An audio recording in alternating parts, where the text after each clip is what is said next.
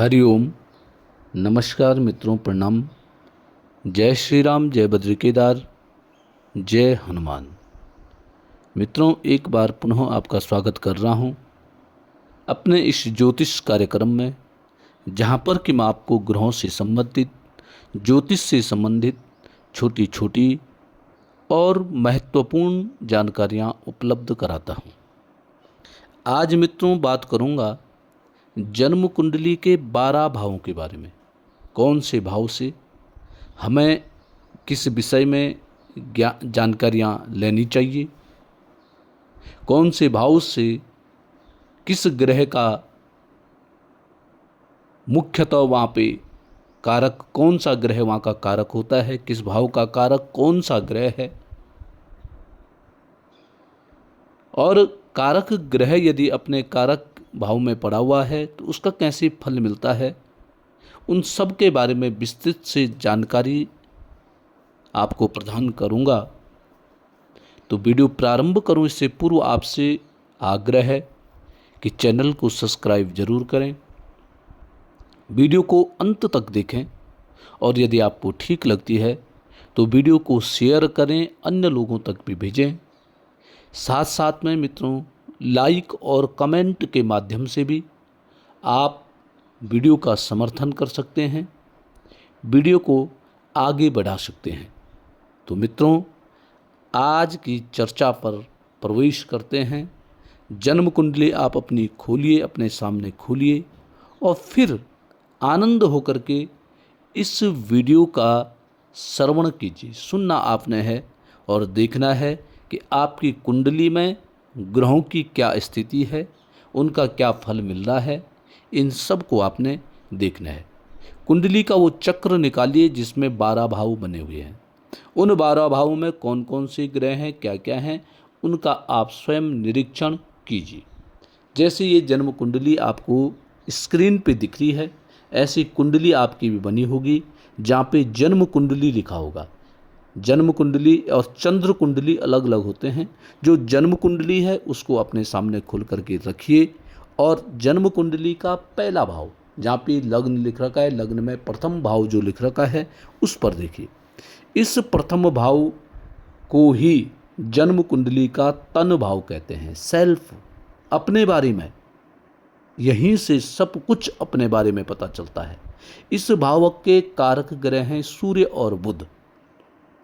यहाँ पे यदि सूर्य बैठा हुआ है या बुध बैठा हुआ है तो व्यक्ति अपने बारे में भी चिंतन करता है। अपनी समस्त जानकारी ऐसे व्यक्ति को प्राप्त होती है और सोच समझ करके ऐसा व्यक्ति कार्य करने वाला होता है। सूर्य यहाँ व्यक्ति को अहंकारी बनाता है, स्वाभिमानी बनाता है, परंतु अपने होश हवास में सारे कार्य करता है। यदि गलत मार्ग पे व्यक्ति चल रहा है, अंततः गत्वा ठीक रास्ते पे, ठीक मार्ग पे व्यक्ति पहुंच जाता है। दूसरा भाव जहाँ पे द्वितीय भाव इस कुंडली में लिखा हुआ है, यह है धन और कुटुंब का भाव है। यहाँ का कारक ग्रह है बृहस्पति ग्रह।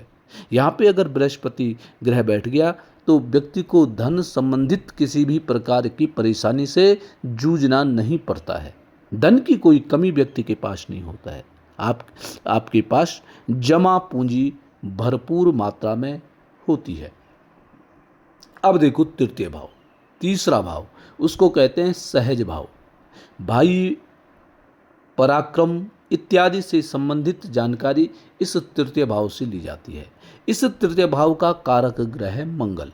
मंगल यदि यहाँ बैठा हुआ है तो भाई बहनों का संपूर्ण प्यार प्राप्त होता है, सहयोग प्राप्त होता है। ऐसे व्यक्ति पे पराक्रम, ऐसा व्यक्ति पराक्रमी होता है मंगल यहाँ बैठा हुआ, परंतु पराक्रम को बुद्धि के साथ प्रयोग करने वाला ऐसा व्यक्ति होता है। कहाँ पे क्रोध करना है, कहाँ पे नहीं करना है, यह सब जानकारी ऐसे व्यक्ति को होती है। चतुर्थ भाव, जन्म कुंडली का बड़ा मुख्य भाव यह भी चतुर्थ भाव, इसको लग्न भी कहते हैं। चौथा भाव, इसको सुख भाव कहते हैं। आपने क्या किया, क्या नहीं किया, कैसा सुख आपको प्राप्त होगा, यह इस भाव से प्राप्त होता है। इस भाव का कारक है चंद्रमा और बुध। मुख्यतः चंद्रमा इस भाव का कारक है। चंद्रमा यहाँ पे पड़ा हुआ है तो व्यक्ति समस्त सुखों को प्राप्त करने वाला होता है। व्यक्ति किसी न किसी माध्यम से सुख प्राप्त करता है, चाहे उसके पास कुछ भी नहीं है।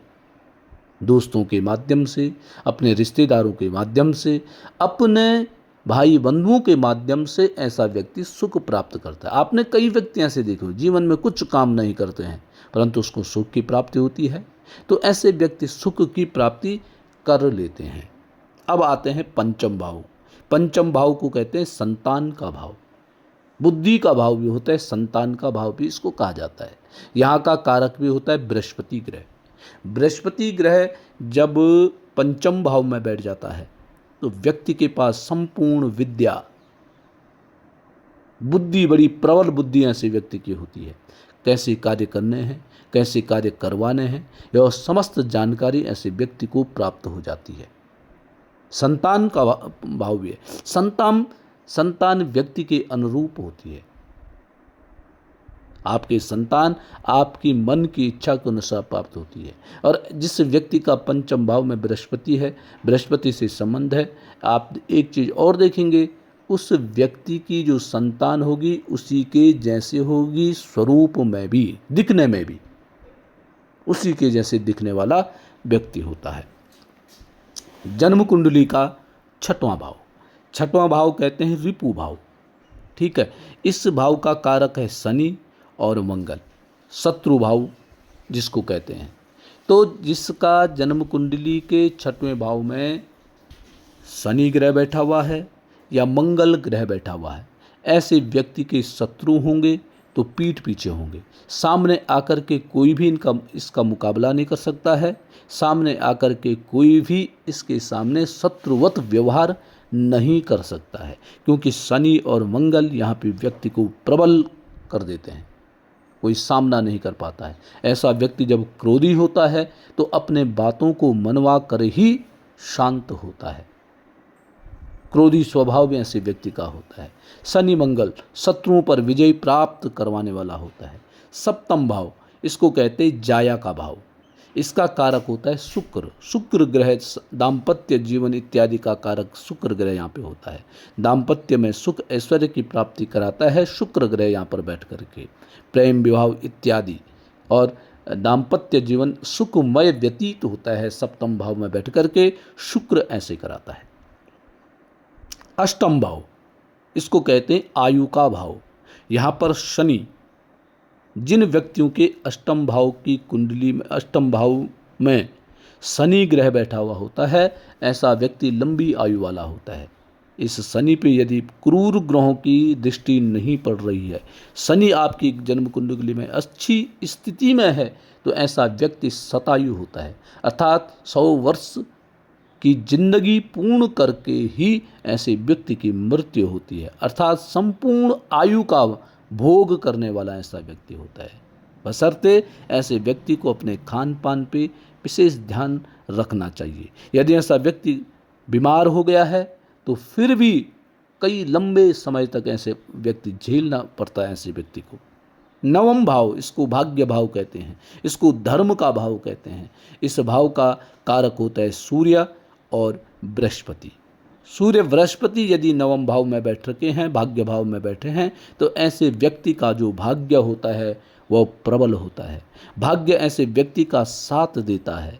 ऐसे व्यक्ति को कम मेहनत करके भी अधिक फल की प्राप्ति हो जाती है। जो चाहत करता है वह चाहत ऐसे व्यक्ति की पूरी हो जाती है। और ऐसे व्यक्ति धर्म के अनुरूप चलने वाला होता है, धार्मिक ऐसा व्यक्ति होता है। धर्म के अनुकूल चलकर ही ऐसे व्यक्ति को धर्म की प्राप्ति होगी, ऐसे व्यक्ति का भाग्य में वृद्धि होगी। दसम भाव, इस भाव को कहते हैं कर्म भाव। इस कर्म भाव का जो कारक है वह शनि है, सूर्य है, बुध है और बृहस्पति है। 4 ग्रह कर्म क्षेत्र के कारक होते हैं, शनि, सूर्य, बुध, बृहस्पति। यदि इन चारों के चारों ग्रह यदि दसम भाव में बैठे हुए हैं, ऐसा व्यक्ति समाज में प्रतिष्ठित होता है और ऐसे व्यक्ति के राजयोग होते हैं। ऐसा व्यक्ति कुछ भी न होकर के परंतु मान, सम्मान, पद, प्रतिष्ठा ऐसे व्यक्ति के चरणों में होती है, दसम भाव में। और इनमें से यदि एक भी ग्रह और ठीक स्थिति में है तो फिर भी मान सम्मान की वृद्धि ऐसे व्यक्ति की सदैव होती रहती है। मान सम्मान में किसी भी प्रकार की कमी ऐसे व्यक्ति की नहीं होती है। एकादश भाव, इसको कहते हैं लाभ भाव। इसका कारक भी बृहस्पति ग्रह है। लाभ भाव में बृहस्पति ग्रह बैठा हुआ है तो शुद्ध लाभ, और उस लाभ का बहुत अच्छा सदुपयोग ऐसे व्यक्ति के द्वारा होता है। जहाँ ऐसे व्यक्ति को चाहिए कि मुझे लाभ मिलना चाहिए, वहाँ निश्चित ही ऐसे व्यक्ति को लाभ की प्राप्ति होती है। ऐसे व्यक्ति की जो आमदनी है उसमें किसी भी प्रकार की कटौती नहीं हो सकती है। जो उसकी कमाई है, मेहनत की कमाई, ऐसे व्यक्ति को अवश्य ही प्राप्त होती है। इसमें किसी भी प्रकार की छेड़छाड़ी कोई नहीं कर सकता है। जो लाभ, जितना कर्म करेंगे उसका फल ऐसे व्यक्ति को अवश्य मिलता है। इसमें किसी भी प्रकार की रोक नहीं हो सकती है। 12वां भाव, 12वां भाव कहते हैं खर्चे का भाव, व्यय का भाव जिसको कहते हैं। व्यय भाव जन्म कुंडली का 12वां भाव होता है। इसका कारक है शनि। यदि शनि 12वें भाव की जन्म कुंडली में पड़ा हुआ है तो ऐसा जो व्यक्ति होता है सोच समझ करके खर्चा करने वाला होता है। शनि यदि अच्छी स्थिति में है तो ऐसे व्यक्ति की जमा पूंजी सुरक्षित रहती है, और शनि यदि खराब स्थिति में है तो ऐसा व्यक्ति आमदनी से अधिक खर्चा करने वाला बन जाता है। परंतु शनि जब 12वें भाव में बैठता है, व्यक्ति को जब जब आवश्यकता पड़ती है तो उसको धन की प्राप्ति होती है, धन उसके पास होता है। तो मित्रों, आज के लिए बस इतना ही। जय श्री राम।